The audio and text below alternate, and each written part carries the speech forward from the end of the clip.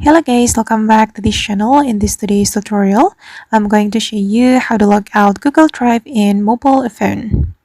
Okay, let's get into it guys. I have opened my mobile phone, and first of all, I'm going to go to my Google Drive.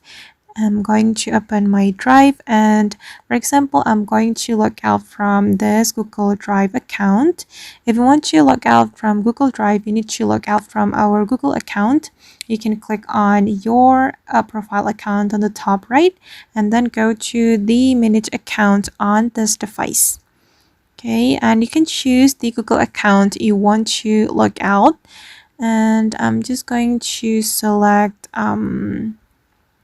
for example, this Google Drive, and then we can click on remove, and then click on remove account, and after that the Google account will be removed from your Android mobile phone, and you will be logged out from the Google Drive.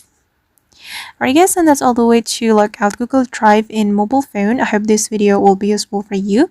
Thank you so much for watching, and if you found this tutorial useful, don't forget to hit the like button, leave your comments, and also subscribe to this channel. See you in the next video.